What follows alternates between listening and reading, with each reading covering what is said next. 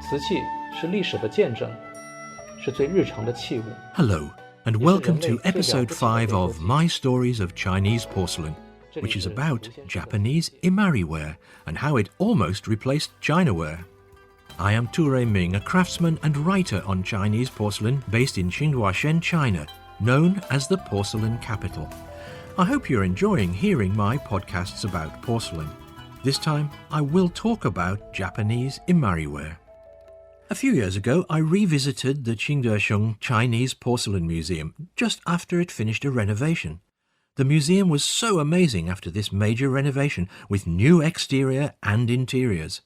It also hosts a world-class exhibition of Chinese porcelain.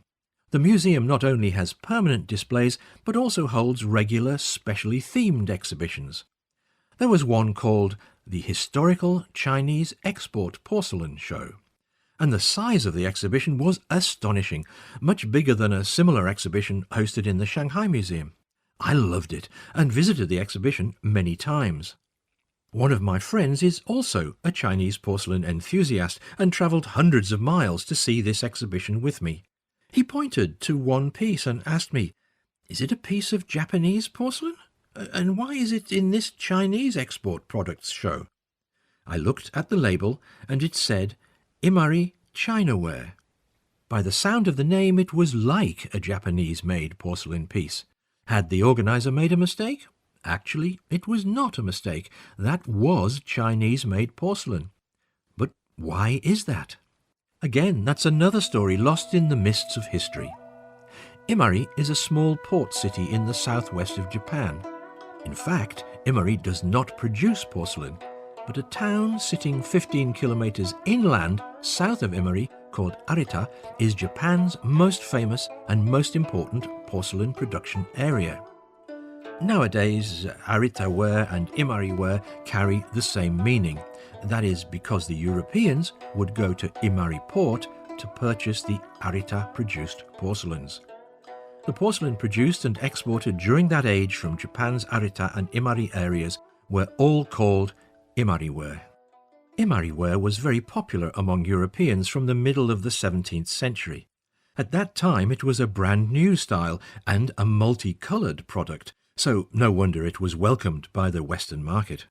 Around the same period, the Chinese porcelain industry was reaching its peak, producing some very high-quality artistic and sophisticated pieces that no other country could easily replicate. But why did Chinese porcelain all of a sudden lose its glamour and give up the world market to Japanese porcelain? There were two reasons. The first reason was that from 1662 to 1684, the Emperor Qiangxi forbade any seafaring activities along the Chinese coastline. The main reason was for border protection and to prepare to take over Taiwan from the previous Ming dynasty's army. By then, the European demands for Chinese porcelain were so high that they had to seek out other suppliers from China's neighbouring countries. This gave the Japanese porcelain industry a fantastic opportunity. Secondly, Japan was ready to make large volume and high-quality porcelain products after two key improvements. One is that during its invasion of Korea in 1592-98, Japan seized quite a few skilled Korean pottery workers and brought them back to Japan.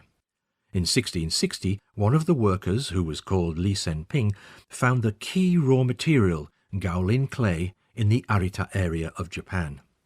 With skilled pottery workers and the vital raw material, Japan's porcelain industry took off. They were fascinated by the Chinese multicoloured or five-colour porcelain products and created their own multicolour porcelain. Since the Chinese mainly exported blue and white porcelain but kept the multicoloured porcelain for the domestic market, the colourful Japanese Imari ware was an instant hit in the European market. The technology had already evolved to underglaze and overglaze in order to produce a multicoloured porcelain. Typically, Imari ware is decorated in blue, with red, gold, black and other colours, with, it was said, a tendency to over-decoration that leads to fussiness. The designs usually reflected Japanese painting and costume styles with diverse subject matters. The The patterns ranged from foliage and flowers to people, scenery and abstractions. Due to their popularity, it also adopted the Krak porcelain designs. Coming back now to the beginning of this podcast, and the Imari ware that was being displayed at the China Export Porcelain exhibition was made in China. But why was China making Japanese Imari ware? The reason is pretty like modern times, when lots of goods are made in China. After taking over Taiwan from the Ming's remaining military force and having stabilized the Qing dynasty's rule over the whole of China, Emperor Qiangxi reopened the border from 1684.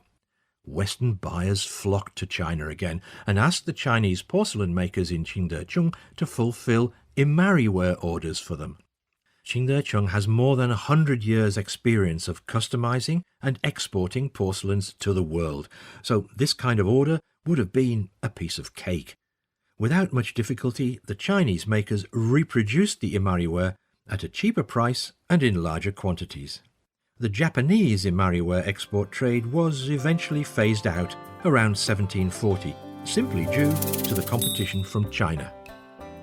This is a good example of Qingdechung and China's porcelain making ability, and a fascinating story about how the Chinese took back their leading market share of the world porcelain trade. So the Imari ware I mentioned at the Chinese Export Porcelain Exhibition was indeed made in China, not Japan.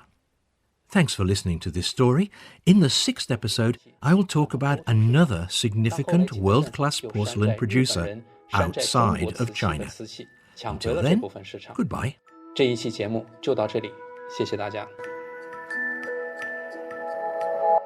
This has been a China Plus podcast. Original Chinese reading was by Sanliang Zhongdu, with English translation by Graham Stevens. If you like the show, please give us a rating and subscribe to us wherever you listen. If you've got any questions or feedback, please feel free to contact us via email at podcast@cri.com.cn or on Twitter at #ChinaPlusPods.